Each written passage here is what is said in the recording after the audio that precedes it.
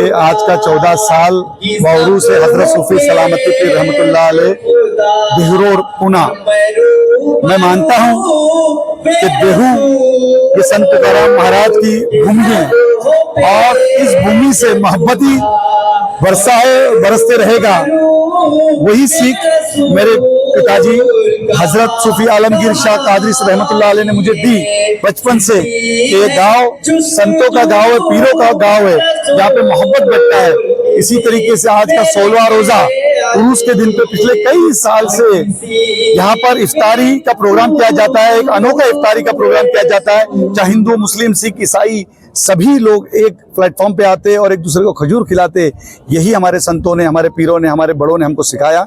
ये हाजी अरफात शेख उनके कदम पे कदम चलकर कोशिश करता रहता है कि सभी लोगों को अपने साथ में लेकर जोड़ के रहूं और मेरे महाराष्ट्र का जो अल्पसंख्यक समाज का ज्यादा से ज्यादा इस सरकार से किस तरीके से भला कर सकूं। मैं आज के दिन इतना ही कहूंगा कि जितने भी लोग यहाँ पे मौजूद है, अल्लाह सबकी जायज़ दिल मुरादें पूरी करे। अल्लाह सब पे रहमत अता फरमाए, करम अता फरमाए, बरकत अता फरमाए। इस गांव में, इस शहर में, स्टेट के अंदर जो कोई बीमार है, अल्लाह उनको शिफा कुल्लिया अता फरमाए। ये स्टेट नंबर 1 का स्टेट हो जाए, ये देश नंबर 1 का देश हो जाए, ये गांव नंबर 1 का गांव हो जाए, ये मेरी कोशिश रहती है।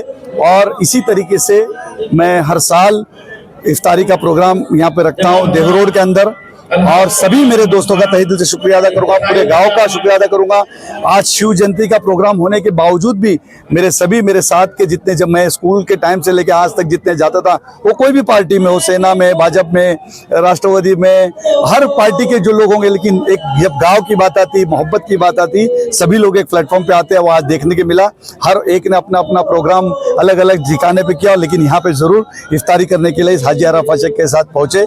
मैं मेरे पूरे गाँव के सभी पार्टी के लोगों का, जितने लोग यहाँ पे मौजूद है, सबका तहे दिल से शुक्रिया अदा करता हूँ। अल्लाह उनके नस्लों को आबाद करे, अल्लाह उनके खानदान को आबाद करे, अल्लाह उनको खूब तरक्की दे। सलामती पीर रहमतुल्लाह अलैह का दरबार दिन पे दिन भीड़ बढ़ता जा रहा है, बरकतों से बढ़ता जा रहा है। यही अपने आप में एक बड़ी बात है। मैं अपने वालिद को बेपनाह चाहता हूँ। I love my father. और मैं यही सोचता हूँ कि जो माँ बाप ने हमको बचपन से पाल पोस के इस जगह पे लाए, उसका हम कभी कर्ज अदा नहीं कर सकते। ये मैं कोशिश करते रहता हूँ कि उनके दुनिया से पर्दा होने के बाद एक पीर की पदवी जब उनको मिली, 16-17 साल मैंने मेरे पिताजी आलमगीर शाह कादरी को सोते हुए नहीं देखा था। जो जानमाज के ऊपर ईशा की नमाज के बाद जाया करते थे, फजर तक जाते थे और दुआ करते थे। एक संत की पदवी मिलने के बाद उन्होंने अपनी ज़िंदगी को एकदम बदल दी थी। और उसी तरीके से आज उनकी दुआओं के बदल उनके जो दुआएं अल्लाह तबारक व तआला 16-17 साल इबादत रियाजत की, ये उसी का नतीजा मैं समझता। और हम उसके अंदर खादिम बन के काम कर रहे हैं। बिल्कुल पिछले 5-7 दिन से मैं महाराष्ट्र के अलग अलग कोने से जो मुझे फ़ोन आ रहे थे, पूना से, सांगली से, सातारा से, कोल्हापुर से, कल्याण से, ठाणे से, जो लोग सऊदी अरब के अंदर मदीना शरीफ में एयरपोर्ट पे फंसे हुए थे, जिद्दा एयरपोर्ट पे फंसे हुए थे, दुबई एयरपोर्ट पे फंसे हुए थे, बहरीन एयरपोर्ट पे फंसे थे। हर कोई फ़ोन कर रहा था, हमारे पास पैसे भी ख़त्म हो गए, हमारे पास होटल नहीं है, यहाँ पे इतना फुल है, रश है, अफरा तफरी का माहौल है। अचानक में युद्ध शुरू हो गया। मैंने माननीय देवेंद्र फडणवीस जी से बात की, एकनाथ शिंदे जी से बात की, और देवेंद्र जी ने एक स्पेशल टीम तैयार की महाराष्ट्र के खास तौर पर लाने के लिए। जो सांगली, सातारा, कोल्हापुर के जो लोग थे, नवी मुंबई के कुछ लोग थे, कल्याण के कुछ लोग थे, पूना के कुछ लोग थे, जो फंसे हुए थे, उनको लाने के अंदर ये हाजी अरफात शेख को बिल्कुल कामयाबी मिली। मेरी सरकार ने पूरी तरीके से महाराष्ट्र के भूमिपुत्रों का ध्यान दिया। कभी उन्होंने ये नहीं देखा ये कौन सी जात का है, कौन सी धर्म का। ऑब्वियसली मदीने शरीफ से आ रहे तो मुसलमान ही होंगे, जिद्दा एयरपोर्ट से आ रहे तो मुसलमान ही, सऊदी एयरपोर्ट, दुबई एयरपोर्ट से काफ़ी मिक्स पॉपुलेशन के लोग आए, बहरीन एयरपोर्ट से सभी मुस्लिम और हिंदू सभी लोग आए। तो ये जब देश के ऊपर जब संकट आती है तो एक देश खानदान में हो जाता है। ये इसकी मिसाल है। मैं उन लोगों को हमेशा ये जवाब देता रहूँगा कि जब बात करते, देश की, स्टेट की जब बातें करते, जात पात की बातें होती, जब ऐसी वक्त आती तो पूरी सरकार पूरी ताकत के साथ इंडियंस बोल के खड़ी होती।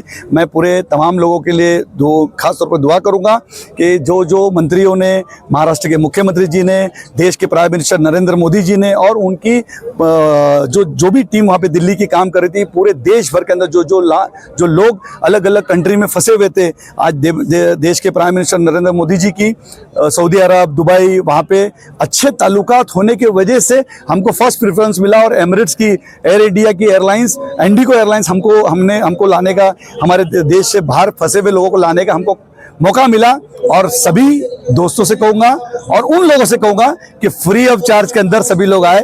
मुंबई और महाराष्ट्र में एकनाथ शिंदे जी ने और देवेंद्र जी ने वहां पे फ्लाइट से बात की और जो जो लोग एयरपोर्ट फंसे हुए थे कोई टिकट नहीं, फ्री ऑफ चार्ज में आए। ये भी मैं बताने में हिचकिचाऊंगा नहीं। उन लोगों के लिए जवाब है कि जब जब संकट आती है तो हम देश खानदान बन के खड़ा होता है। और मैं उन लोगों से दुआ करूंगा पूरे महाराष्ट्र भर में कि जहां जहां लोग इफ्तारी कर रहे हैं, रोजे रख रहे हैं, इस महाराष्ट्र पर, इस देश पे कभी कोई संकट ना आए। अल्लाह से दुआ करते हैं मेरा देश नंबर 1 का देश बन जाए। जब देश की बात आती तो हाजी अराफत शेख और तमाम मुसलमान, पूरे हिंदुस्तान के मुसलमान देश के साथ हमेशा खड़े रहेंगे, ये मैं आपसे वादा करता हूँ। ये सूफियों ने आज दरगाह पे आप तूने देखेंगे सूफियों ने वादा किया, सूफियों ने दुआ में की कि आज पूरे देश के लिए सूफी दुआ कर रहे थे। वो ये नहीं बोल रहे थे कि मुसलमान के लिए किए या हिंदू के लिए किए, वो देश सबसे पहले आगे, देश सर्वोच्च आगे रहना चाहिए। देश के लिए आज इज्तिमाई दुआ हुई और हिंदू, मुसलमान, सिख, ईसाई आज सभी स्टेज के ऊपर नजर आए।